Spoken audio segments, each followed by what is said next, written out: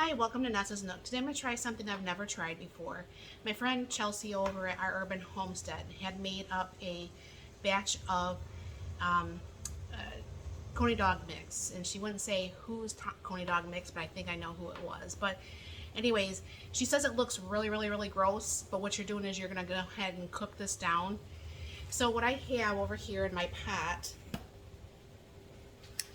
bring this a little bit closer here, I have a pound of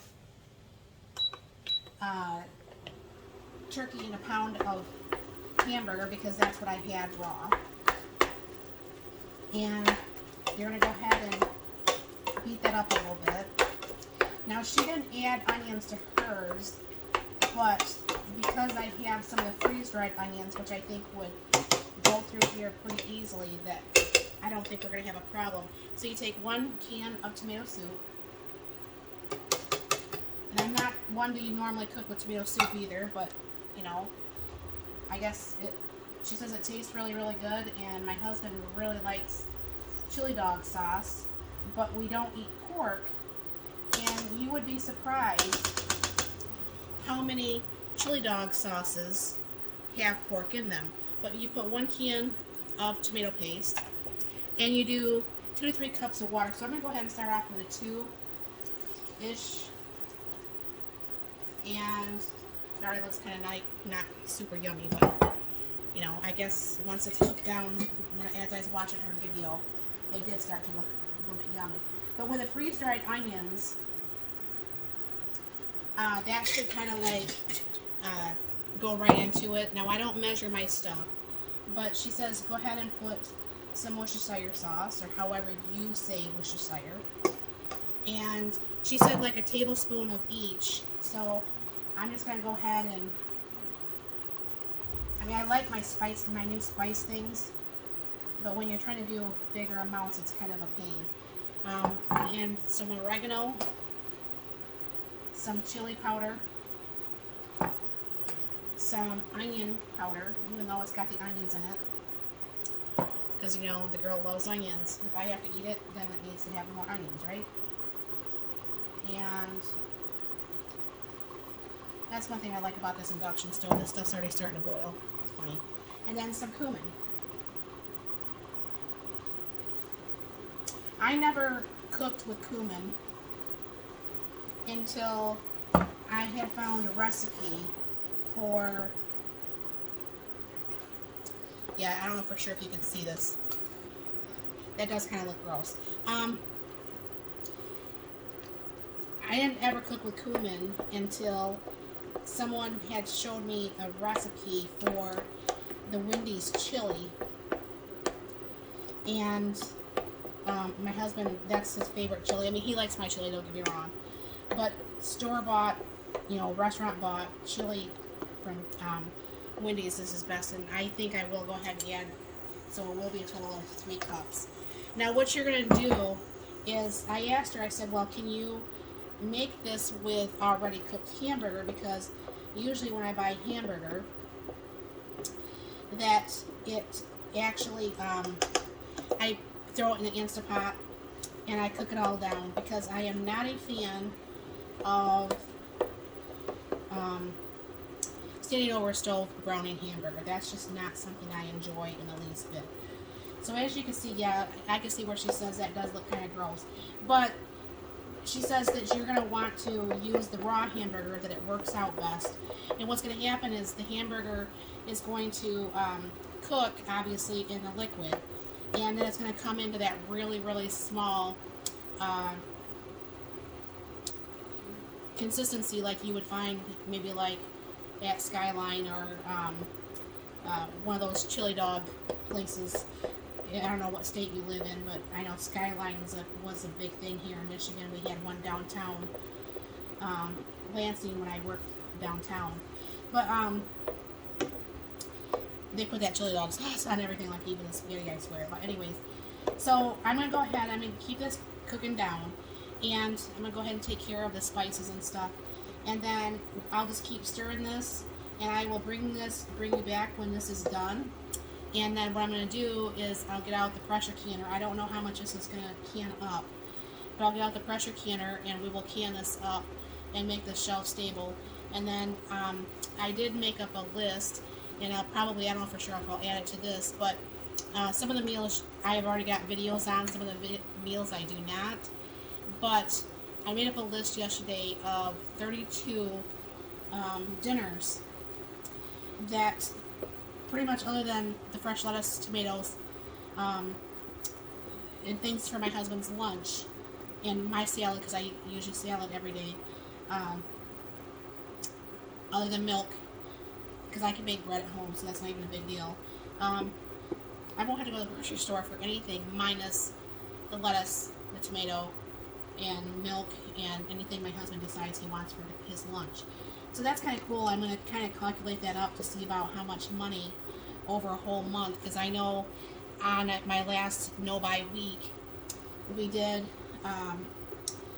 one big batch of chili, and we made that into 5 meals, plus I did a thing of tacos, and then leftover tacos made it into taco pizza. So that worked out very, very well.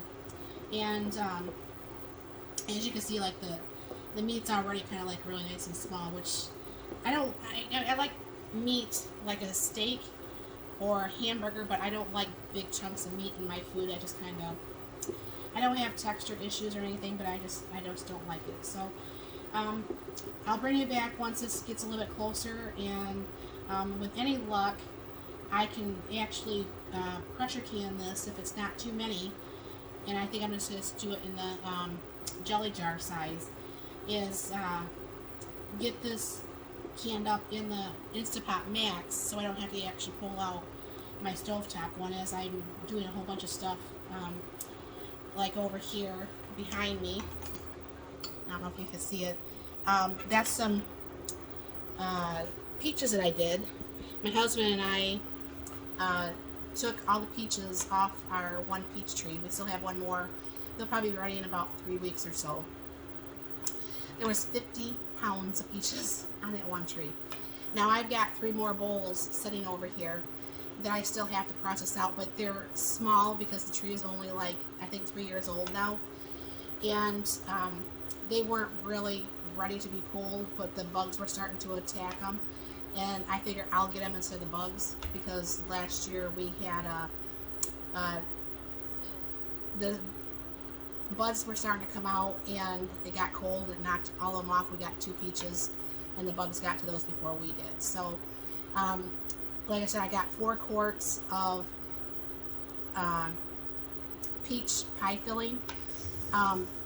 Also, on Chelsea's thing, she did a dump cake, and we did one with my canned blueberry pie filling. And my husband's like, that doesn't even sound good. I don't know how that's going to make it even tasty. And we made one, and it was very, very good. She actually makes her own cake mix to go with the dump cakes, which I'm going to try. I'm running out of the pre-bought stuff I bought from the store.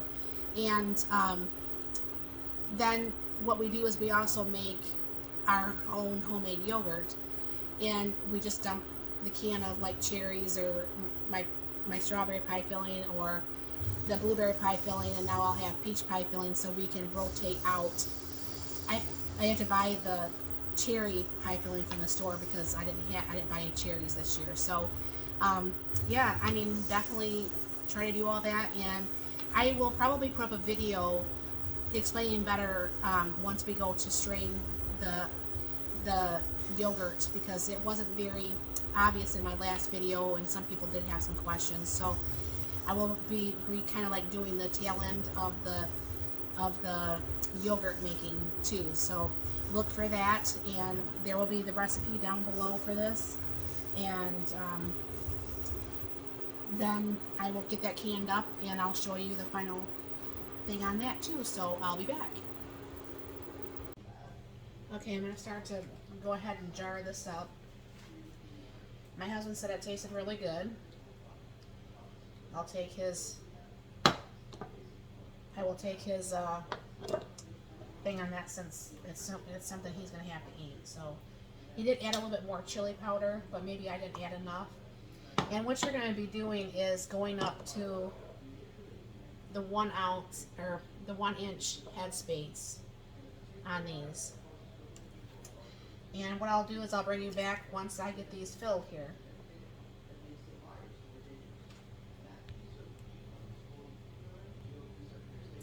Alright, and then what you have to do is you have to debubble each jar.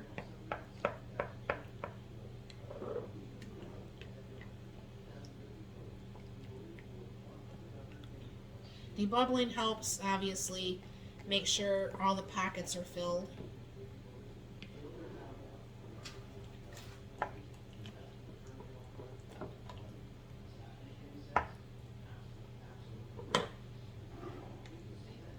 I think all these will fit in my Instapot. I'm going to go check that out before I try to put these all in there.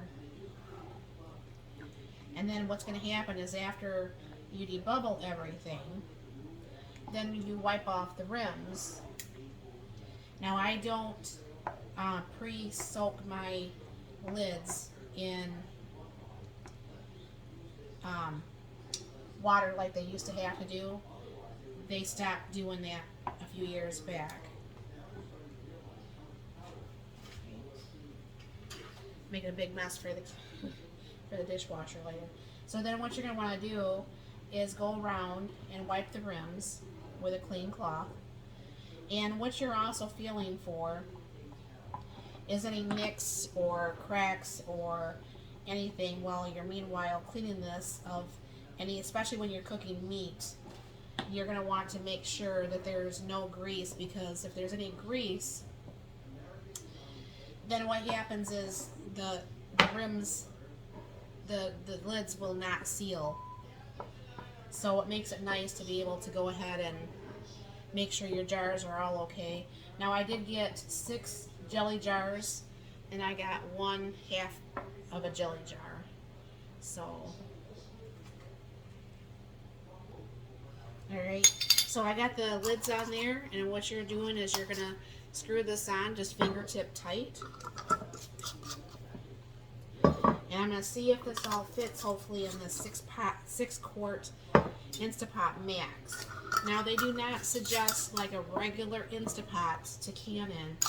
Something about the pound per pressure or something to that effect. I don't know. I still never understood why, but hey, I'm just trying to go with what's right and what's not right. So let me see real quick. I think all these will fit in here, which will be nice. Wow. Glad I did not have a 7th one.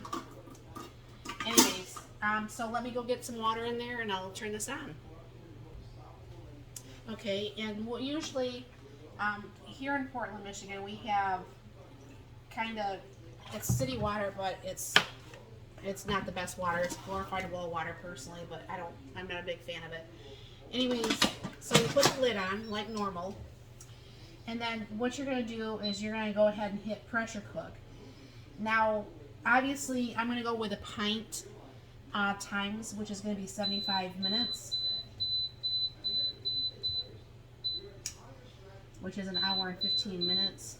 I had to think in my head there. And on here I set up for my area. And then I want venting. And then what's going to happen is I don't want the keep warm on there. Then what you're going to do is go ahead and hit start. And this, let me bring it closer. The thing will pop up, and this will actually go to pss, pss, pss, pss, like an actual stovetop one. So this will be done in probably close to about 2 hours of coming up to pressure, coming down from pressure. You never ever try to force the time on making this go off pressure faster like you can the 3-quart that I cooked dinner with tonight. And this way, you know, if you sit there and you do the right time and you do all the things that you should be doing, this is going to be make for a shelf-stable can of whatever you're happen to be canning. So I'll bring you back once this is done, and I'll show you the finished product. Okay, all 6 half pints and 1/2 of a half pint there is out of the canner. It looks pretty good. What I'll do is I'll set there till tomorrow when it's cooled off, and I'll take off the rims, wash them down, mark them what they are, and put them in the cabinet. So yeah, there's hopefully some super yummy chili dog sauce. So thank you for stopping by, and you have a wonderful and blessed night.